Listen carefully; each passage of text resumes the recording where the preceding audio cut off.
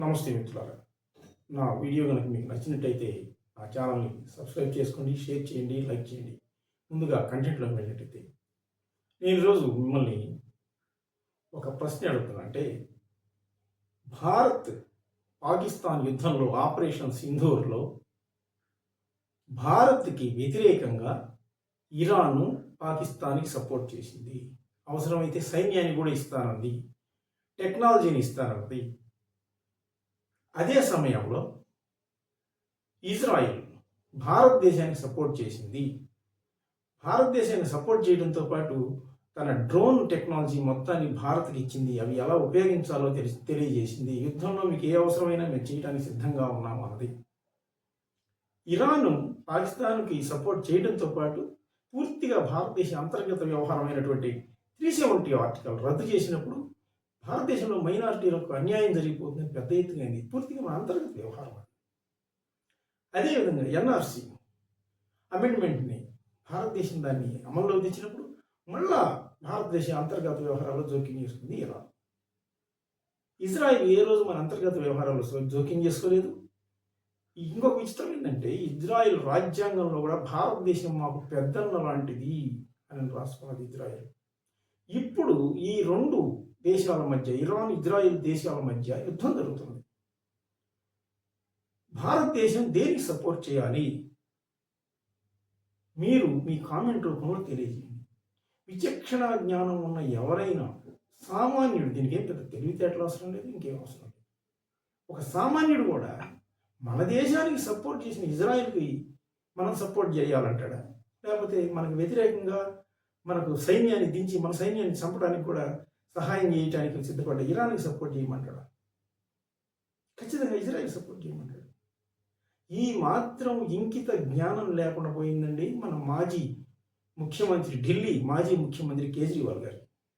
నిన్న కేజ్రీవాల్ గారు ఏమంటాడంటే ఒక పత్రికా ప్రకటనలో మీడియా సమావేశం పెట్టి భారతదేశం ఇరాన్కి సపోర్ట్ చేయాలి, ఇరాన్ మొదటి నుంచి మనకు మిత్ర దేశము. ఈయన ఒక ఉదాహరణ చెప్పాడు, విచిత్రమైన ఉదాహరణ. అలీన విదేశాంగ విధానంలో ఇరాన్ మనతో చాలా స్నేహపూర్వకం ఉంది. అలీన విదేశాంగ విధానము, అలీన పద్ధతులు అట్టర్ ఫ్లాప్. అది ఈరోజు అసలు అలీన విదేశాంగ విధానం ఎక్కడుంది? అబాలిష్ అయిపోయింది. 1994లో అన్నట్టు, అంటే 30 సంవత్సరాల క్రితం ఇరాన్ ఐక్యరాజ్య సమితిలో మనం సపోర్ట్ చేసింది శాశ్వత సభ్యత్వ దేశంగా ఉండాలని. అసలు ఎప్పటి 94, ఎప్పటి 65 అలీన విదేశాంగ విధానం అదే. నిన్నగాక మొన్న సింధూరులో పాకిస్తాన్కి చేసిన సపోర్టు వీళ్ళు ప్రారంభించకుండా, దాని గురించి ప్రస్తావన లేకుండా 94లో సపోర్ట్ చేసిందట. అందుకని ఈరోజు ఇరాన్కి చేయాలట. సరే, ఇక రాహుల్ గాంధీ విషయం. ఈయన గత వారం 10 రోజుల నుంచి మల్లికార్జున ఖార్గే దగ్గర 40-50 సంవత్సరాల రాజకీయ అనుభవం ఉంది. ఆయన కూడా ఇదే మాట. అసలు భారతదేశం మౌనంగా ఉంది. ఏమిటి మౌనం?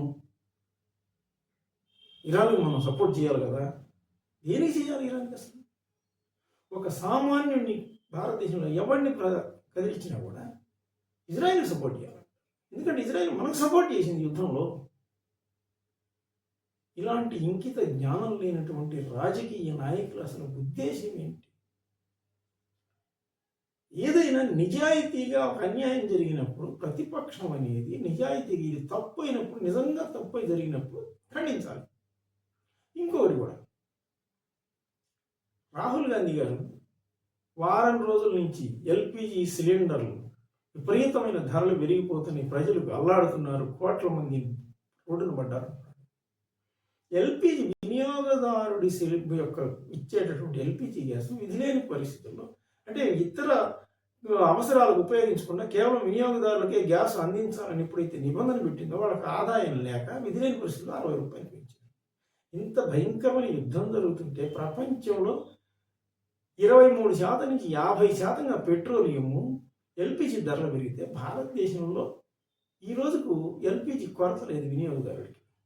ముందు జాగ్రత్త చర్యగా హోటల్స్కి ఇతర రంగాలకు ఆపేశారు.